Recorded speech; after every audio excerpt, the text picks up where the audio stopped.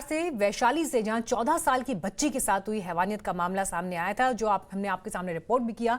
इस वारदात को 1 हफ्ते का वक्त हो गया है, लेकिन अभी तक पुलिस किसी भी नतीजे पर पहुंच नहीं पाई है। पुलिस की लापरवाही को ऐसे समझा जा सकता है कि अभी तक पोस्टमार्टम रिपोर्ट को सार्वजनिक नहीं किया गया। किसी को मालूम नहीं है कि इस रिपोर्ट में क्या है, बच्ची की मौत कैसे हुई, इसके पीछे की कहानी क्या है। दूसरी तरफ मामले के एक आरोपी को ग्रामीणों ने पकड़ा और फिर उसकी जमकर पिटाई की।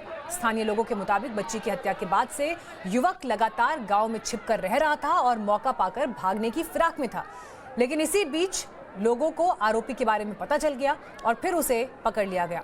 हालात ये है कि लोग लगातार कह रहे हैं कि हमें यहाँ की कानून व्यवस्था पर भरोसा नहीं, और जब तक बड़े अधिकारी नहीं आएंगे तब तक हम लोग इसे किसी के हाथ नहीं सौंपेंगे। साकेत कुमार इस वक्त हमारे साथ लाइव जुड़ गए हैं।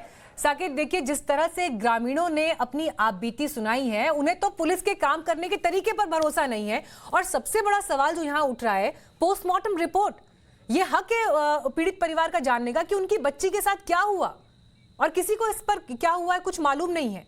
अभी एग्जैक्ट क्या स्टेटस है पोस्टमार्टम रिपोर्ट को लेकर, जो आरोपी अभी तक गिरफ्त में नहीं आए हैं उन्हें लेकर, और गांव वालों के भीतर क्या सेंटिमेंट्स इस वक्त आप महसूस कर रहे हैं? साकेत,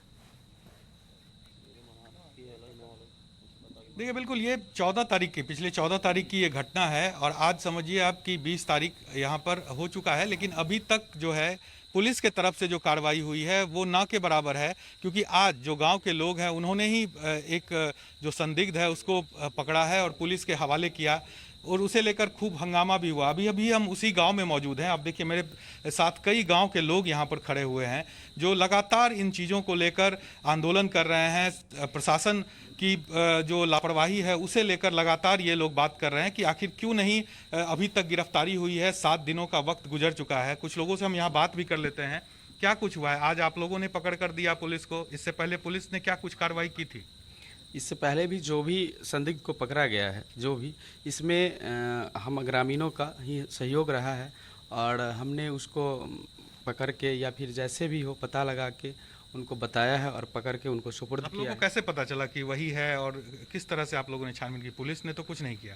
जैसे संदिग्ध के आधार पे, जैसे कुछ उसकी एक्टिविटीज़ वहाँ पे जहाँ की ये घटना है वहाँ पे जो चल रहा था, जैसी परिस्थिति थी, उस अनुसार से कुछ लोगों को शक के दायरे में देखा गया, और उस अनुसार से पुलिस को अपना उठा दे के पुलिस को अपना पूछताछ कर रही है। कितने लोग गिरफ्तार हुए हैं? सिर्फ एक ही जो आपने सुबह में जो गांव वालों ने जिनको पकड़ के पुलिस के हवाले किया वही है, कि उसके अलावा उसके बयान पर भी कुछ लोगों की गिरफ्तारी हुई है?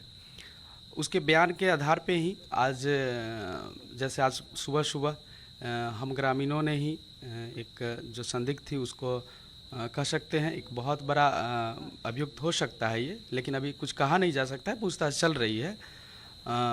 आज उसको पकड़ के हम लोगों ने, पुलिस को, हम ग्रामीणों ने ही हम लोगों ने पता लगाया कि कहाँ ये है, कैसे क्या कर रहा है, उसकी एक्टिविटीज़ को पता करके और फिर उसको हम लोगों ने पकड़ा है। फिर प्रशासन को हमने खबर किया, प्रशासन आई और फिर हम सभी ने उनको सुपुर्द किया कि आगे का आज को भी जो इन्वेस्टिगेशन चल रही है जिसमें ये आगे सहायता मिलेगी। कितनी गंभीर बात है कि 1 सप्ताह बीत जाने के बाद जो गांव के लोग हैं वही पुलिस को साकेत, मैं एक सवाल मैं आपसे और जरूर यहाँ पूछना चाहूंगी, आप उसे बेहतर बता पाएंगे कि स्थितियां वहाँ क्या हैं। जब हमने कुछ दिन पहले ये खबर दिखाई थी, उस समय बहुत सारी बच्चियां थी आपके साथ ही मौजूद, जिनका ये कहना था कि इस घटना के बाद हम भयभीत हैं कि हमारे साथ क्या हो सकता है।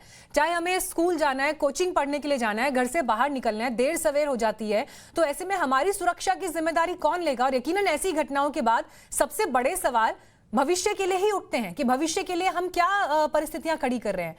आज की तारीख में जो लड़कियां हैं वहां पर, जो महिलाएं हैं, यंग लेडीज हैं, वो क्या सोच रही हैं? क्या अभी भी उनके मन में ये खौफ है?